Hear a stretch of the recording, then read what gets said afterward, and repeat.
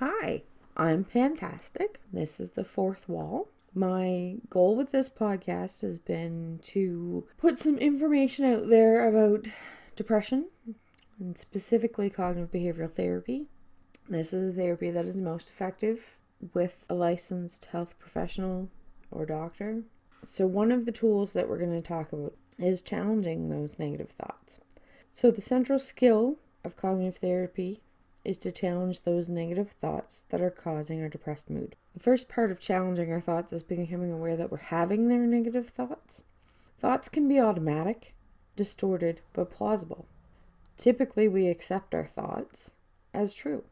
When we're feeling bad, we need to try to remember when that mood change happened for the worse and what were we thinking at that moment. After identifying a thought, cognitive behavioral therapy suggests that we write it down and challenge it with logic. Often our automatic thoughts are illogical. They have flawed assumptions. Often there's cognitive distortions within our thoughts. Then after we challenge the thought, we change it. So we have to write down a more realistic and balanced thought to replace the thought that we had. And the way we're going to do that is to use a thought diary. It takes a lot of practice of catching your thoughts because, as I said before, they're very automatic. We don't necessarily think about what we're thinking. So it takes a lot of practice to get to this point.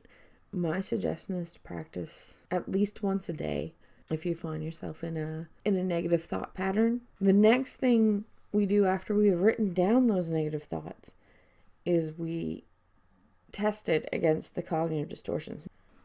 Writing down and challenging our negative thoughts is very important. When we let our thoughts bounce around in our head and don't challenge them, we accept our thoughts as reality. We're really good at lying to ourselves, so we need to take a step back, look at our thoughts, and put them through this filter. So the first thing we're going to do with a thought diary is we're going to take a look at what emotions we're feeling at the time. Are we angry, anxious, ashamed, disgusted, guilty, hopeless, overwhelmed, scared, worthless, sad?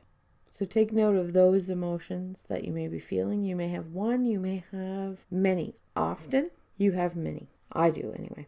Then on a scale from 0 to 10, we're going to rate what our distress level is. The next thing you want to do in your thought diary is to write down the situation. So what happened before I started to feel these emotions? After we've taken a look at what the situation was before we started having these negative thoughts and these emotions, we're going to write down the thoughts. If you're having a run-on conversation in your brain, just write it all down. Just get it all out. If it's, I'm a loser, I'm worthless, my coworker hates me, my kid hates me, I'm the cause of everyone's problems in my life. Whatever those thoughts are, get them down. And after you've written all of those down, you're going to take the cognitive distortions that we talked about last episode, and you're going to take a look at them and decide, am I overgeneralizing? Is this a black and white all or nothing thought? Am I filtering out the positive? Am I assuming other people's thoughts and emotions? Am I mind reading? Am I fortune telling? Am I catastrophizing? Am I labeling? So we've identified which cognitive distortions our thoughts fall into. The next thing we're going to do is weigh the evidence for and against the thought. So let's say my thought is, I'm lazy. So then I'm going to take that and I'm going to go, okay, what's the evidence that I'm lazy? Let's say I've laid in bed for 3 hours. That's my evidence for being lazy. I go to work on time every shift I'm scheduled for. I get up with my teenagers and make sure they're ready for their day and get on the bus in the morning.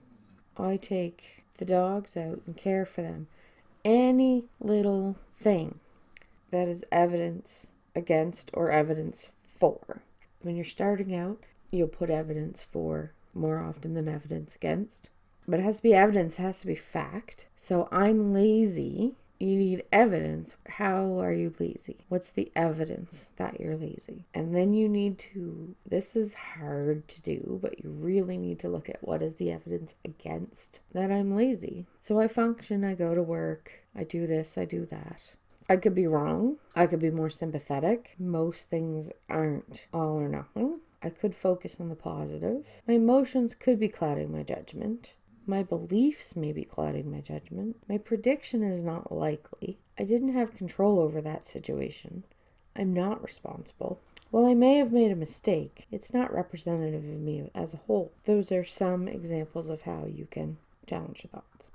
The next step is, having challenged your negative thought, you need to write an alternative interpretation of the situation. So, I'm lazy. I've challenged those thoughts. I've looked at the evidence for and against. So now it's time to write down reality. So maybe the reality is I napped for 3 hours. There's another 21 hours in the day. Wouldn't be awake for all of those, obviously. I'm allowed 8 hours to sleep. So a new thought could be, I've taken the time to give myself some self-care and rest. I can still continue through my day and get some things done. That doesn't mean I'm lazy. The next step after you have done that and replaced your negative thought with a new alternative thought, how are you feeling now? Where are you on that scale from 0 to 10? How much distress are you having? You rank that. Now that I've been practicing for 14 years, it's a lot easier to mentally screen a thought in the moment now. Taking that time to write those thoughts and keep that thought diary and putting it through the test of cognitive distortions and facts. The more you do that, the more effective you get and the quicker you can get through. So that is thought diary.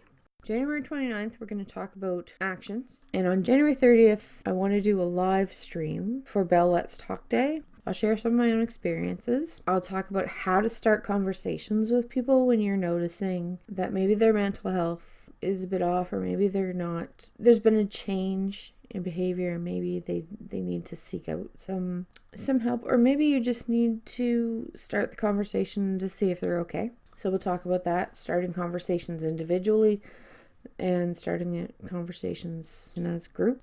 I am Pan-tastic, and this has been The Fourth Wall.